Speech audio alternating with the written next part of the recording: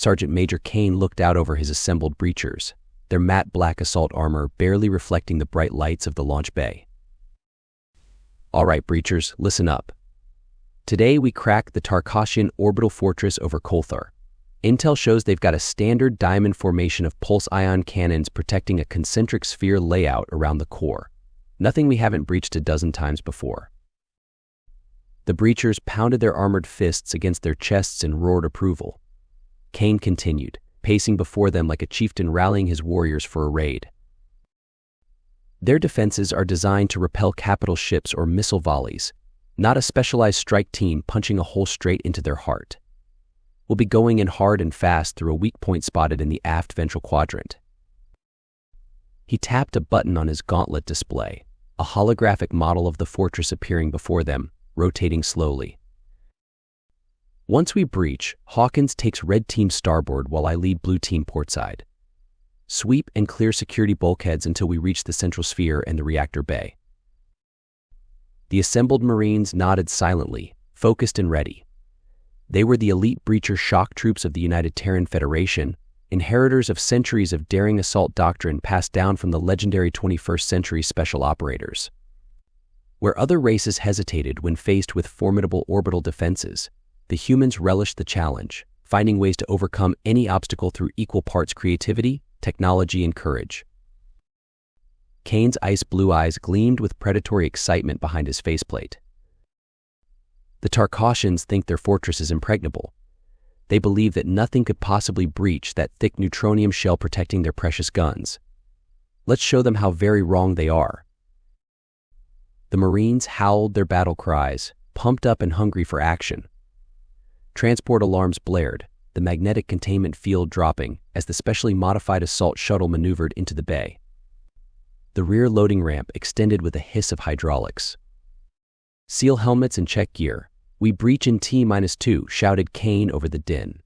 The breachers swiftly secured helmets, testing weapon systems integrated into their combat suits. Each Marine was equipped with micro-hydraulic-powered limbs for smashing through obstacles, along with an assortment of plasma torches, wire cutters, explosives, and electronic countermeasures gear integrated into the armored exoskeleton. Tools specially designed to carve entrance holes into even the most stubborn defenses.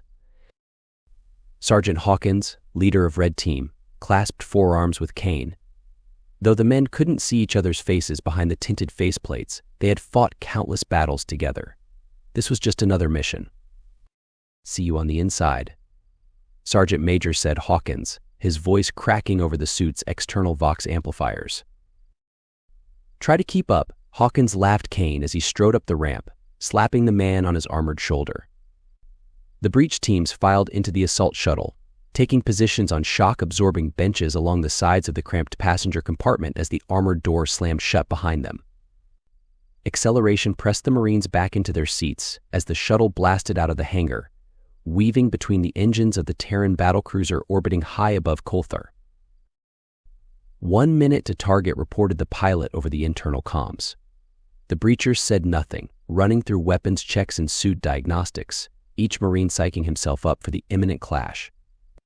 Breacher doctrine called for unrelenting speed and violence of action, like their ancient ancestors crashing against steel castles with siege towers and battering rams. They lived to smash their way into the enemy's most hardened sanctuaries. 30 seconds came the call. The shuttle vibrated as the outer ablative shell was blown away, exposing the dense neutron boron inner hull. This radiation shielding would protect the breach team for the precious few seconds needed to burn their way inside to relative safety from the enemy guns. At least, that was the theory. Brace for impact, the pilot's warning was nearly drowned out by the sudden shriek of proximity alarms. The Tarkossians had spotted the incoming craft, swinging their ion cannons into position. Blinding white flashes erupted from the rocky surface of Kolthar as mighty electromagnetic rails propelled streams of deadly subatomic particles into space. The shuttle jolted wildly but held course as the pilot fired attitude thrusters to stabilize their trajectory. The Marines ignored the teeth-rattling shocks, psyched up for the drop. The range closed rapidly, the battered shuttle aiming straight for the shimmering energy barrier protecting the relatively tiny breach point in the battle station's layered defenses. The pilot diverted all available power to the forward shields an instant before impact. With a flash of blue Cherenkov radiation, the overstressed barrier field collapsed just as the shuttle crashed through the outer neutronium hull and into the armored corridors of the Tarkossian station.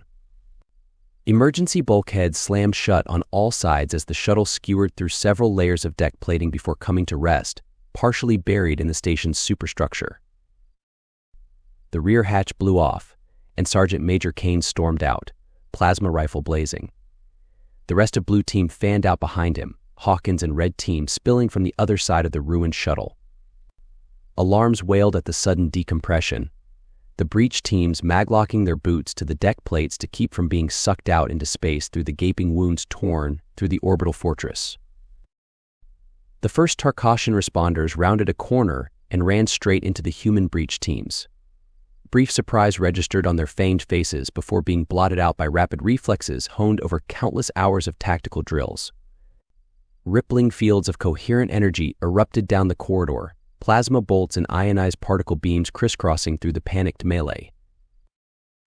The Tarkossians had reacted swiftly, but they were only internal security teams, equipped to handle small infiltrations or civil insurrections.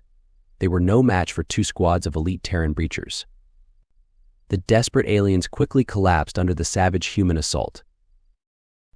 "Breaching team, forward," shouted Kane, pointing with the smoking barrel of his rifle towards a yawning blast hole torn through the security bulkhead. Leaping bodies of dead Tarkossians were unceremoniously shoved aside by armored gauntlets smeared with glowing alien blood. Emergency sealant foam gushed from ruptured pipes, slowly hardening as it filled suddenly vacated spaces within the ravaged corridor. The foam would slow any pursuit, but that hardly concerned Kane. His mission was to plunge ever deeper into the bowels of this fortress, and no mundane security measures would impede him for long. His heavily armored breachers were like a spike rammed straight into the station's heart once lodged inside their target. Nothing short of utter annihilation would pry them loose before the objective was achieved. Cutting through announced Hawkins, extending a focused plasma lance from his arm to slice an opening in the shimmering emergency field, blocking the team's advance.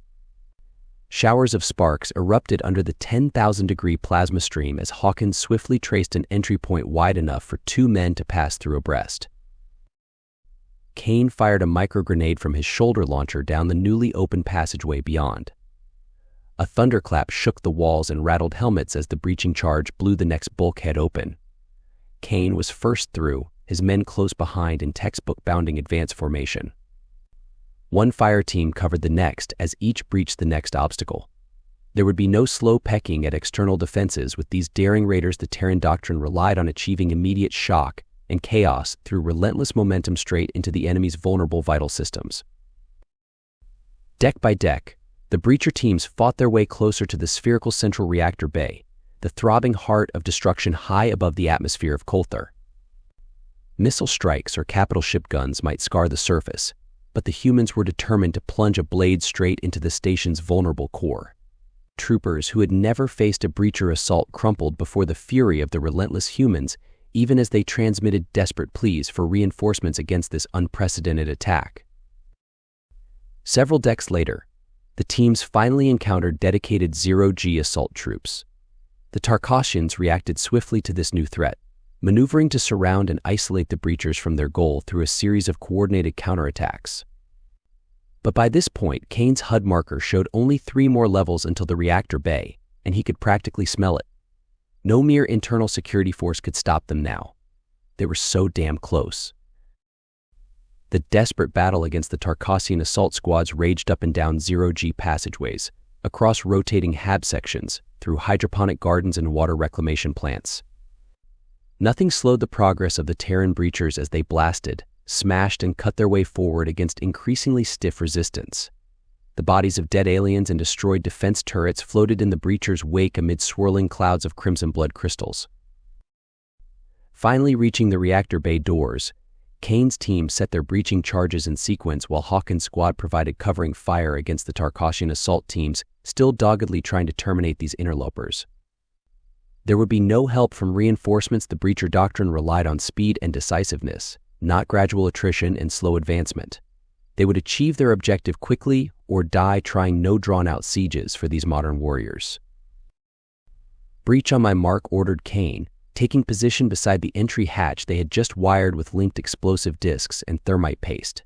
His HUD flickered rapidly with damage alerts as Tarkossian fire raked against his squad's rapidly fading shields. 3, 2, breach. Hell exploded through the entryway, molten composite materials splashing across scorched deck plates to join floating globs of flash-boiled alien blood. Kane was through first, his men close behind with weapons blazing. The surprised technicians within barely had a chance to look up from their instrument panels before being cut down by the relentless onslaught.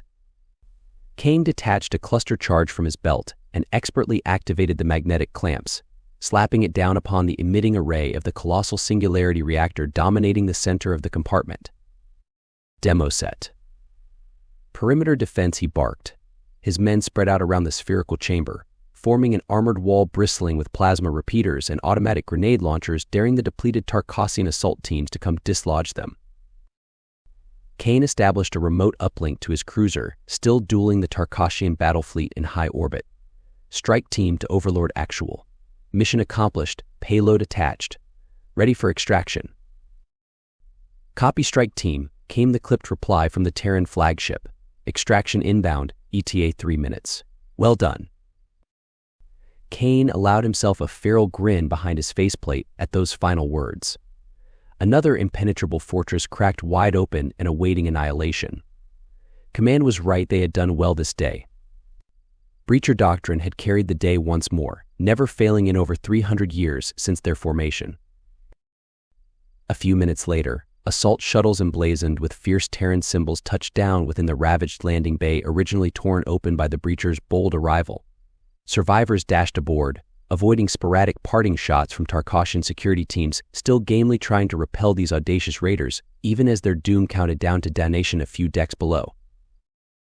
Safely back aboard the battlecruiser and watching from the tactical display suite, Kane felt the familiar surge of adrenaline and satisfaction that came after every successful breach and demolish op. Behind him floated the broken wreck of the formerly impregnable orbital fortress, now just a tangled mass of slag and debris marking a pivotal defeat for the Tarkossian fleet. Let them puzzle over the civilian shuttle, never showing up on their scans that had delivered such death and destruction straight into their inner sanctum, he thought with a tired grin. Even now, the Breachers were analyzing telemetry and schematics of the fortress, incorporating new lessons learned into doctrine and specialized tactics for the next generation. There was always another fortress, another impenetrable defense to overcome and defeat utterly. Such was the armored fist that held aloft the torch of human civilization among often hostile stars.